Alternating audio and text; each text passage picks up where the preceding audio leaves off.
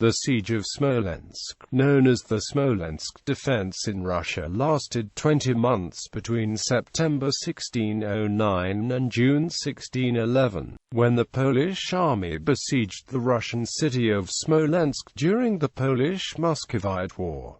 The siege, attacks of the Polish garrison. In September 1609, the Polish army under the command of King Sigismund III Vasa approached Smolensk. The city was defended by the Russian garrison under the command of Voivode Mikhail Borisovich Shine. On 25 to 27 September, the invaders assaulted Smolensk for the first time with no result. Between the 28th of September and the 4th of October, the Poles were shelling the city and then decided to lay siege to it. On 19-20 July, the 11th of August, and the 21st of September, the Polish army attacked Smolensk from the second, third, and fourth time, but to no avail. The siege, the shelling, and the assaults alternated with fruitless attempts of the Polish army to persuade the citizens of Smolensk to capitulate. Negotiations in September 1610 and March 1611 did not lead anywhere. The largest mining project at Smolensk came in December 1610. However, the Poles only managed to destroy a large portion of the outer wall, the inner walls remaining intact.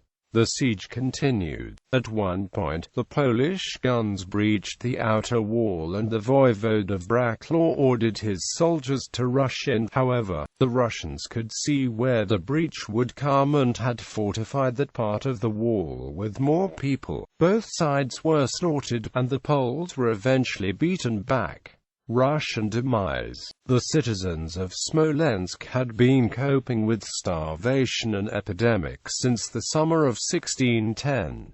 The weakened Russian garrison was not able to repel the fifth attack of the Polish army on the 3rd of June 1611, when after the 20 months of siege the Polish army, advised by the runaway traitor Andrzej Dedishin, discovered a weakness in the fortress defense, and on the 13th of June 1611 a cavalier of Malta, Bartlomiej Nowodworski, inserted a mine into a sewer canal, and the succeeding explosion created a large breach in the fortress walls. Jakub Potocki was the first on the walls. The fortress fell on the same day, with the last stage taking place after violent street fighting, when some 3,000 Russian citizens blew themselves up in the Assumption Cathedral. Wounded Mikhail Shine was taken prisoner and would remain a prisoner of Poland for the next 9 years. Aftermath. Although it was a blow to lose Smolensk, it freed up Russian troops to fight the Commonwealth in Moscow, whereas Shine came to be considered a hero for holding out as long as he had. Smolensk would later become the place of a siege in 1612 and one in 1617.